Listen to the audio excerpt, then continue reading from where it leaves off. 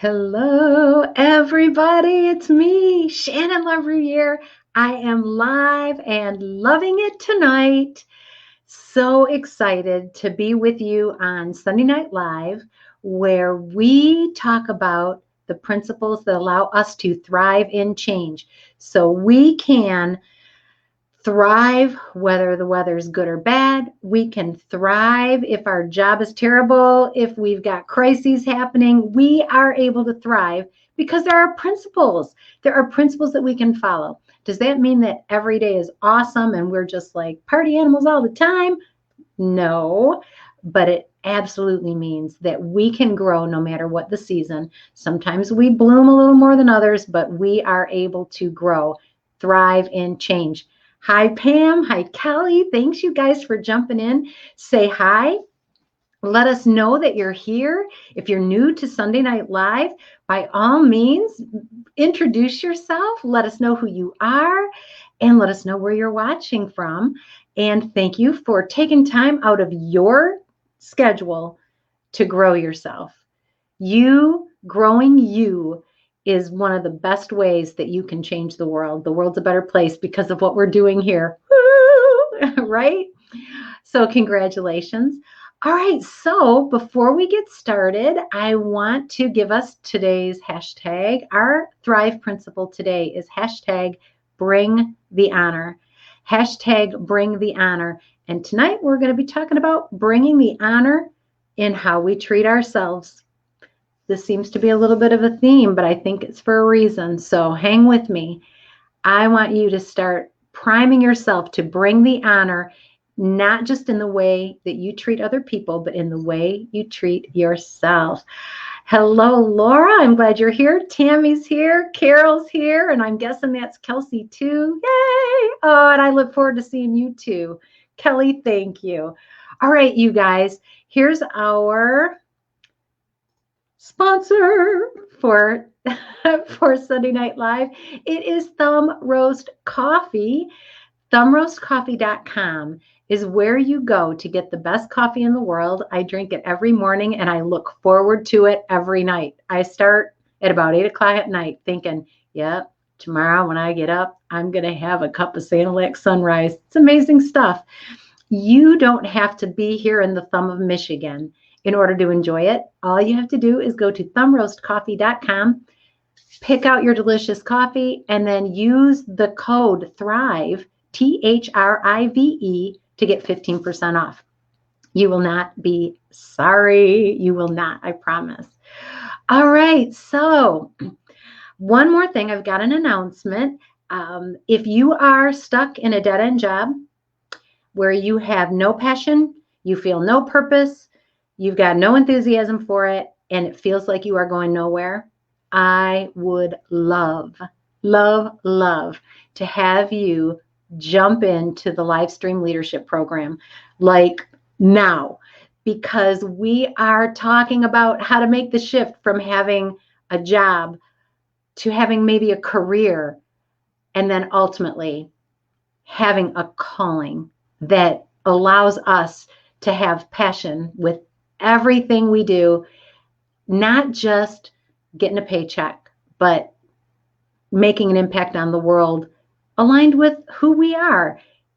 If you are rolling your eyes and thinking that is pie in the sky and that is not possible, well, Livestream Leadership isn't for you. But if somewhere deep down you know things could be better, I invite you to jump in. Make sure you follow this link. I'm going to pop it in here right now. If you want to check out a little bit more about it or just sign up and give it a try for a month, we'd love to have you. We're making the leader shift from career to calling. Big jump, satisfying jump. You deserve it. So you're welcome. I'd love to have you. And if you have questions, just message me. I'll give you any information that you need. But I definitely want you, if you are in that stuck place, I want you to consider making the jump, jumping into the Livestream Leadership Program, and start to make your shift. We are going to be building that bridge from this hopeless dead-end place that you feel like you are to a job that actually fulfills your calling. We're going to build that bridge. If you want to be on it, just let me know. Follow that link. You'll be good. All right. So with that, let's see. I think we've got everything taken care of. All right. Here we go. We are talking about that toxic phrase called, I should have known. I should have known better. So many years ago, about 20 years ago now, I had a great opportunity in the organization that I worked, and I was tabbed. They said, Shannon, you are perfect to run this program where you're going to train people how to communicate better, and you're going to facilitate labor management teams so that they can work together and solve problems and make products better for our customers and make work life better for everybody. And it was awesome. And I was so excited. And I'm not going to lie, I was a great choice. That was right at my alley. If we're talking about making a shift from a job to a calling, that was my shift. That was my first opportunity to actually see, oh my word, I can use my skills, my gifts, my talents, and impact people. This is incredible. It was so incredible. And I loved it. I worked really hard at that job. I poured my heart and soul into it. I made sure that every time I trained them, they were getting my very best. And I wasn't just telling them stuff that I learned in a book. I believed it. And somewhere along the line, I got so focused on teaching people how to communicate that I forgot to communicate. And I started shutting my office door because I needed some privacy so that I could perfect all these programs that I was putting together to train these people.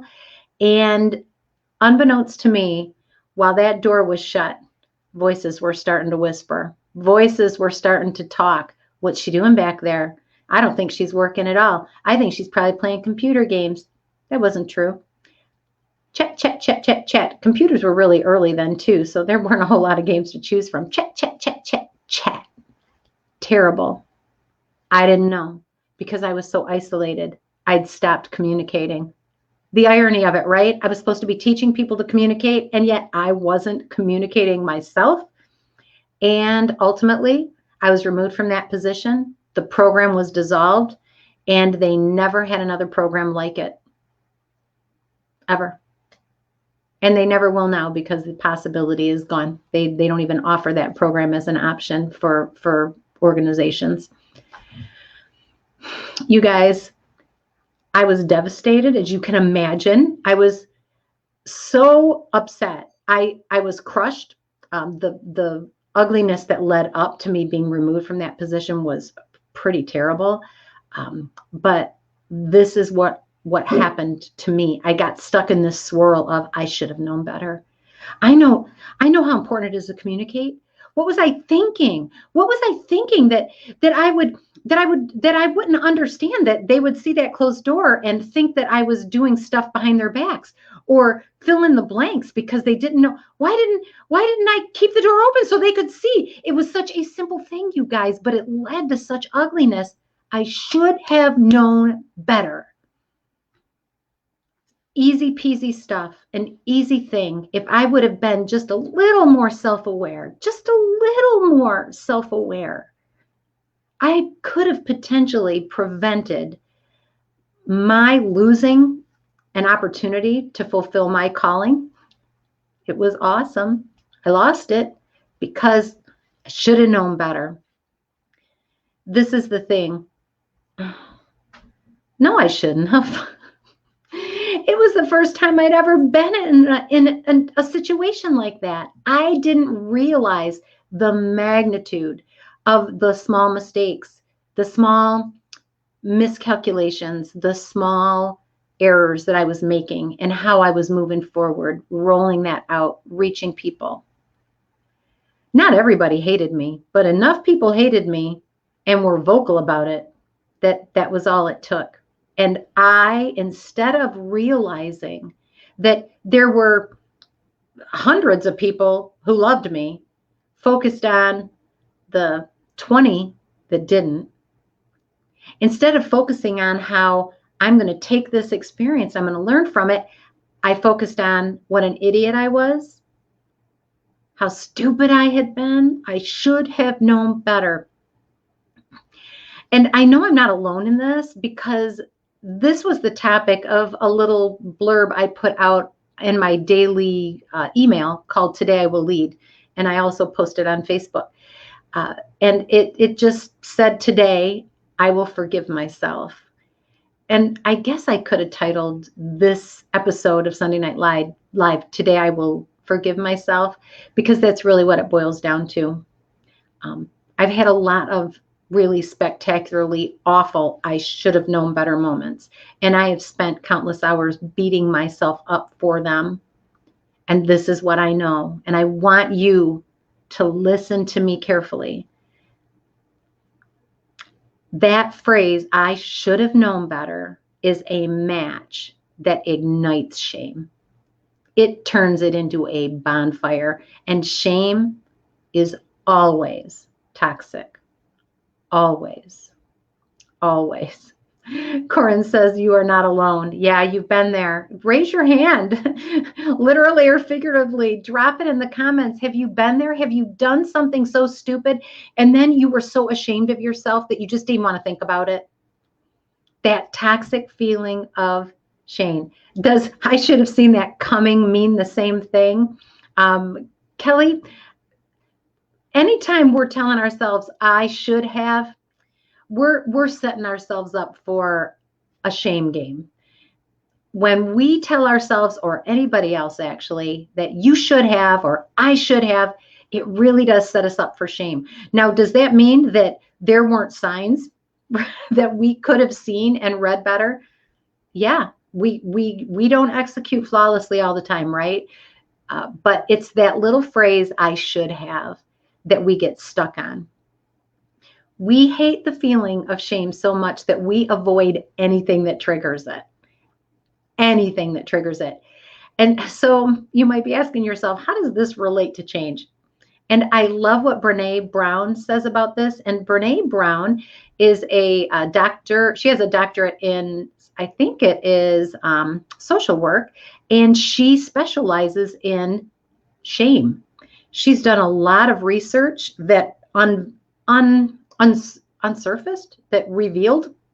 She did a lot of research that revealed the issue of shame in people's lives and just how toxic it is. And she put some labels on it, and she just did some really great science around it. But she is an expert in shame and how it separates us. This is what she says: shame corrodes the very part of us that believes we are capable of change. It corrodes the part of us that believes we are capable of change. When we beat ourselves up because we should have known better, or we did something that we knew we shouldn't have done and we did it anyway, and it didn't work out, and now here we are. There's a lot of emotions that can come along with it when we mess up. A lot of them, right? We can regret it. We are sorry. We sometimes are in pain, physical pain, because we did something stupid. You know, I have walked into door jams on more than one occasion. I'm tempted to say, you should have known that, Shannon. That door's been there for a long time. But I was distracted. This is the thing. That piece of I should have known better, when it ignites that shame, we can't even think straight. We can't learn from our mistakes when we are swimming in that shame pool that we just drown in when we beat ourselves up. Friend, I want you to know this. If you beat yourself up for every mistake, that's not you wanting to, pursue excellence, which is a little lie that we tell ourselves. I just want to make sure I'm excellent. No, you're beating yourself up. Kelly says this: letting those feelings go is very hard and takes a long time. You know what, Kelly? I'm going to agree that those are very difficult feelings, but I'm here to offer you some hope that we do not have to hold on to them for a very long time. That's one of the good things that's going to come out of tonight's Sunday Night Live. We do not have to hold on to those feelings of shame. We can release them and let them go. We're going to talk about how in just a second. So Here's why we do not want to get stuck in that shame game. Well, actually, here is why we want to stay out of the shame game. Why we want to avoid beating ourselves up, telling ourselves we're stupid. I should have known better. I should have known better. This is why we don't want to do that. Few reasons. Now, these are just a few. One of them is we get stuck there and we don't adjust. We don't make an adjustment because we don't want to admit we made a mistake. We don't want everybody to know.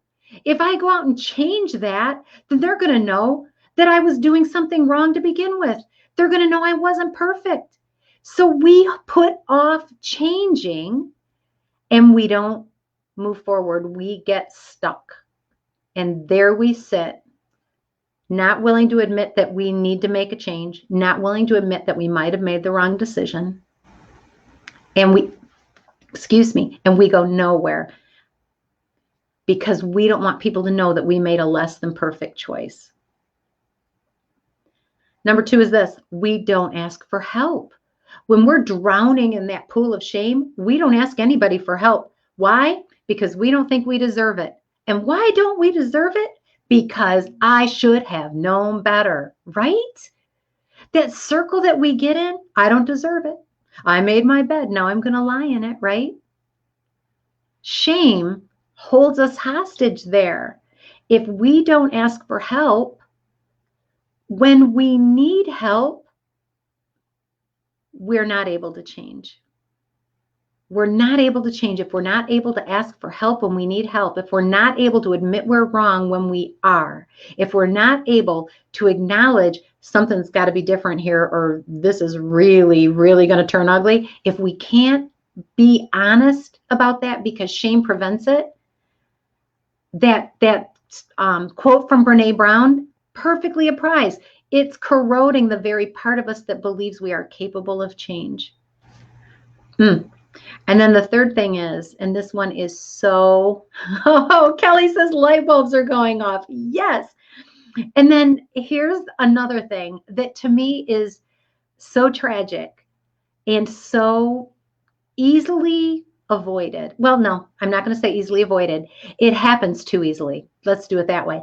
We abandon dreams. When we are stuck in the shame game, we abandon dreams that could be reality. I should have known that I could never be a doctor, says the freshman in college who fails a biology exam. One exam out of what would, if he were to pursue being a doctor, what would be a 7 or 8 year career in college. And one exam, he drops out. I can't do it. It's too hard. One mistake, one mix up, and stuck. And now not pursuing that dream that was so exciting and that probably he is more than capable of doing. There's a million reasons why we fail an exam, and there are a million places we can go to get help. But shame can just cut off our dream at the knees. Shame will cut off our dream at the knees.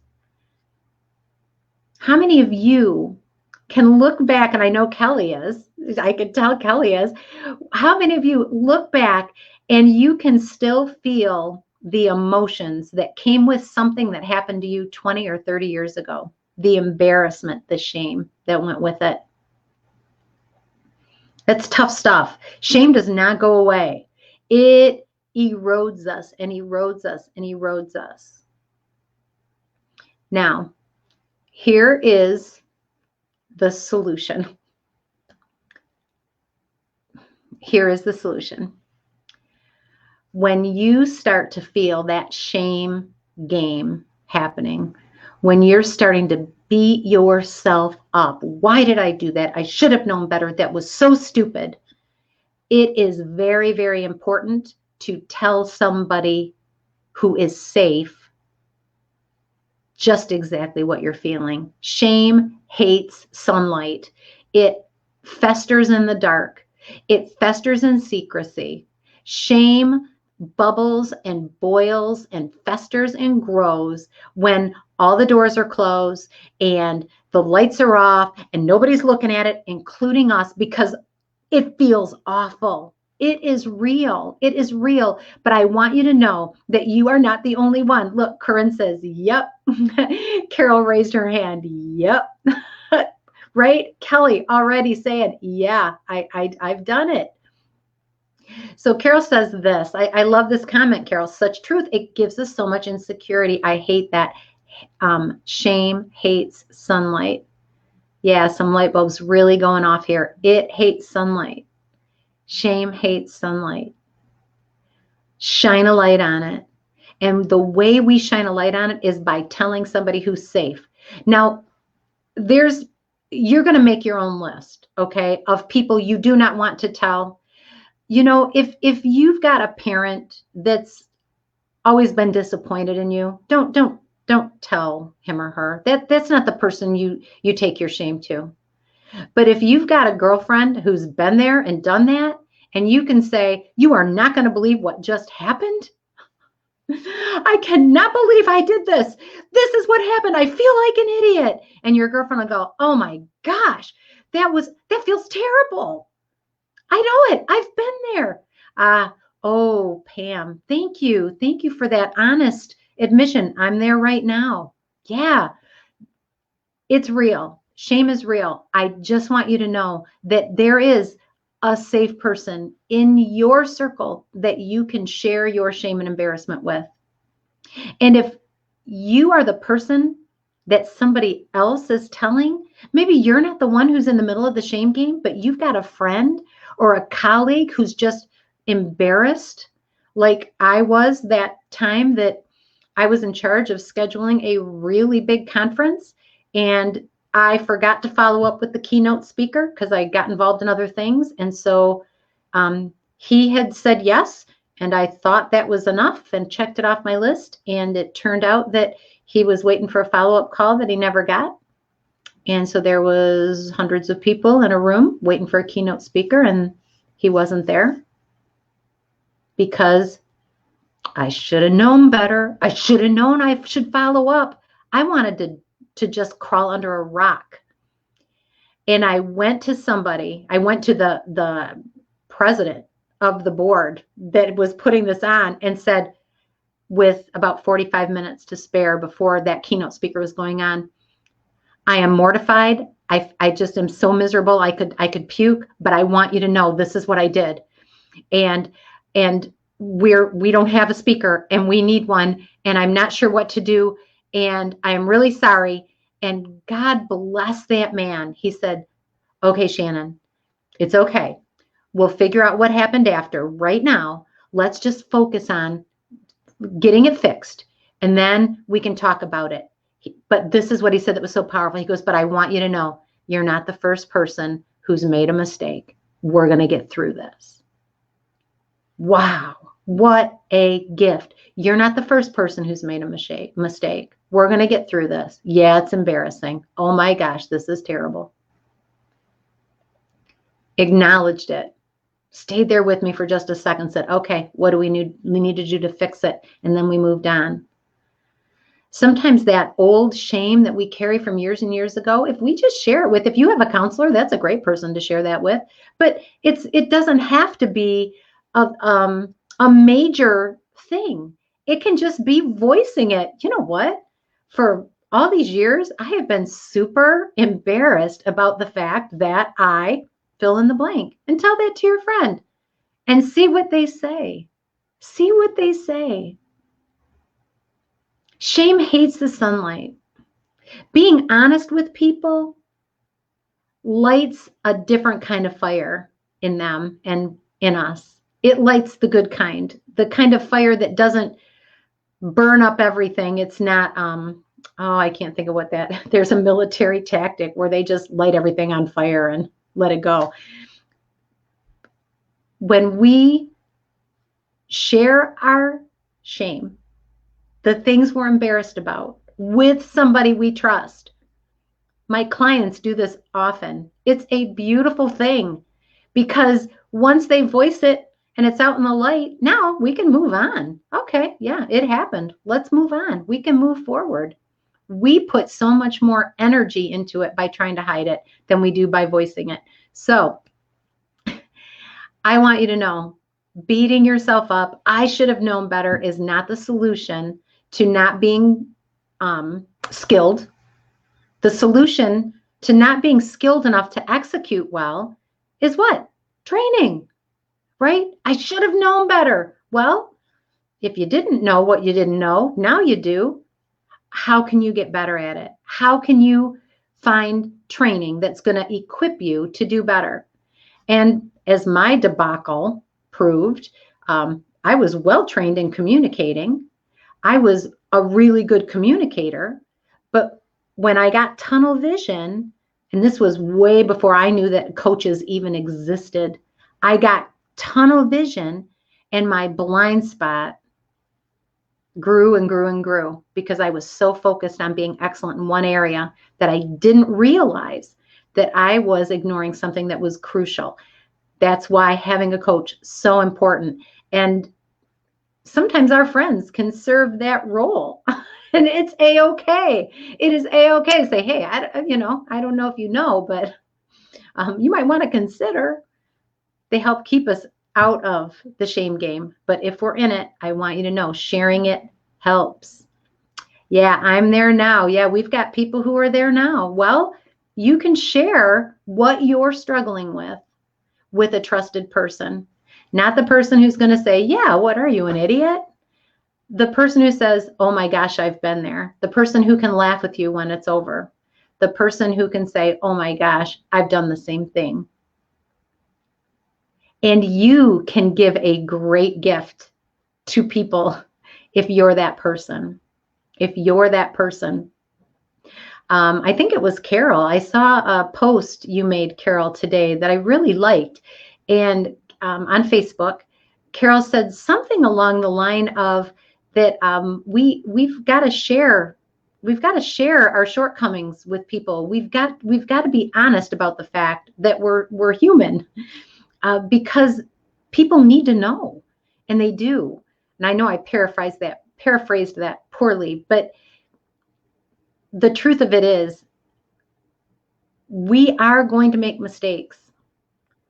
We are going to make mistakes, big mistakes. And I want to grab something here real quick,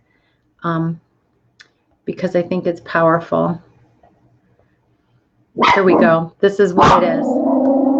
The arrogance of expecting perfection from ourselves is toxic. It erodes the good that we're able to do. Understand that trying means failing, and forgive yourself for being human. Forgive yourself for being human. Now that I know better, I will do better is the path forward. Now that I know better, I will do better is the path forward, not I should have known better. Now that I know, I'll do.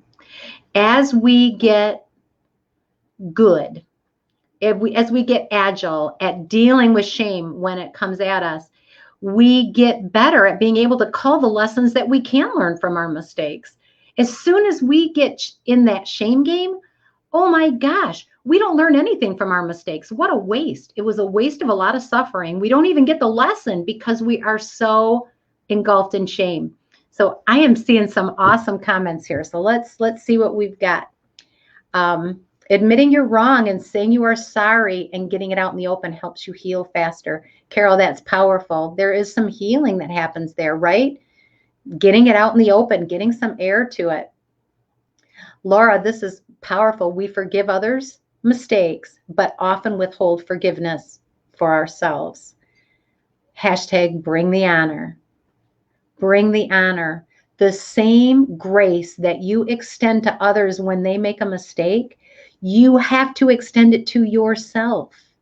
You have to extend it to yourself for a couple of reasons. For one, it's because otherwise we get stuck in the shame game, right? We get stuck. We abandon dreams way too soon because we think we're just not going to, we're not worthy. It'll never happen. We don't get help that we need. So that's one reason. But the other reason is this. The other people in your life that you want to influence, your children, your grandchildren, your friends, the people on your team at work, the people that you lead in your company, those people need to see you model what forgiving yourself looks like. They need to see it. You know how paralyzed you get when you make a mistake and you get stuck in that shame? You know that paralyzed feeling? How effective is your teammate if they're stuck and frozen in that shame? How satisfied, how happy is your child if they're stuck in that shame game? You can show them a path that allows them to be honest, that allows them to say, I messed up and I'm sorry. I feel like an idiot. And get it out in the open and move on. Kelly says many of my coworkers come to me with things, maybe because of my age. It could be because of your age. You've lived a few years, you've learned a few lessons. But I also think it may have something to do with the fact, Kelly, that you've learned to be a better listener over time, right? Some of those lessons that you've learned, perhaps the hard way over the years, they've given you a little bit more of a listening ear than just bunches of advice. I'd be willing to bet that's the truth. When people come to us, it is not usually because of what we tell them, it's because of what we listen to. And Pam just says so true. Carol says, influence should be loaned but never given. This is it. This was the thing you posted. Thank you, Carol.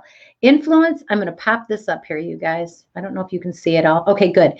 Influence should be loaned but never given. It is okay to share your failures.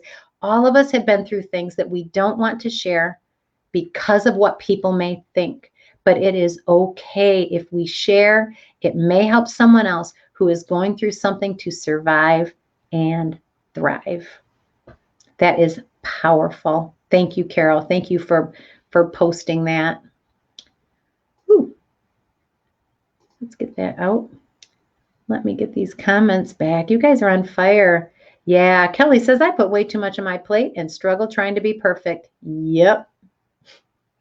And everyone who can, who can relate to that raises their hand, right? We know what it feels like to put too much on our plate and try to be perfect. And so we can also know what it feels like to forgive ourselves, stay out of that shame game. You should have known better. When we say that to ourselves, it's mean. When we say that to others, it's mean. It's not productive. What were you thinking? You should have known better. That is not helpful. It's not helpful. All right, you guys, we've gone a little bit longer than the half hour today, but this has been powerful. Thank you so much for sharing. Thank you for your honesty. I want you to know that you do not have to treat yourself any differently than you treat others. When you extend grace to others, you can also extend grace to yourself. And by doing that, we don't just create a better life for ourselves, and we expand our impact, our ability to influence. Because we've extended grace to ourselves, we also model what that looks like for other people. And that is powerful. That is the definition of change, right? Being able to impact and influence and make a difference. That's what we're all about. Let's see. Oh, Corinne, this is a great idea. We should start a club for recovering perfectionists. Pam's in. Pam is in. She says, yeah, recovering perfectionists. I had this great, I've been having some really great conversations with my husband, Ken, over the past couple of weeks about the difference between something being perfect and what it means to be a perfectionist. And you know what, maybe that's a topic that we'll pursue, this idea of being a being perfectionist. Kelly says she's the CEO of the Perfectionist Club. Carol's being honest here. Let's hear it. Carol says this: when people remind me about my divorce at an event, it always makes me reel back, and I have to remember I'm okay. That is why I posted that. Others may feel the same. We don't define ourselves by our mistakes, right? We don't define ourselves by our mistakes. And Carol, you brought up something that really is significant, even if other people do, right? Even if that's the main thing that they remember us for. Ah, Shannon, I remember you were the one who was in charge of that event where the keynote speaker never showed up. That would be me. But I've moved on. They might be stuck there, but I've moved on. I've moved on. Carol, you've moved on. Kelly, you've moved on. Corinne, you've moved on. Pam's moved on. Tammy's moved on. We have moved on. We do not have to stay stuck just because we made a mistake. We do not have to get mired down in that shame game. So I'm excited. I'm excited for you because some of those aha moments are going to help you to move on faster, right? Once you know better, you can do better, and that's the path forward. That's what we're all about. That's what it means to thrive. I know better, and now I'll do better. It's the best we can do, and we don't travel alone. We've got to have people with us who are helping us on this journey, not holding us back, who are encouraging us and cheering us on, not dumping on us and shaming us and making us feel small. No room for that. All right, you guys, you have been amazing tonight. What a powerful conversation. I can't wait to watch and see some of the other comments and engagement that you guys have around this topic. Love to know what changes for you because of what you've learned tonight, how you're going to apply it. And for those of you who are thinking, oh my gosh, my time is past, I should have known to go to college and get my degree 15 years ago and I didn't do it, and you've been stuck in shame, I'm here to tell you, you can get out of your dead-end job. You can get out of that career that doesn't serve you well. You have options. There is hope. You have a path forward. And if you are wanting out of that situation, you need to be in Livestream Leadership because that is what we're talking about. All right, you guys, I love you all. Take care. Bye-bye.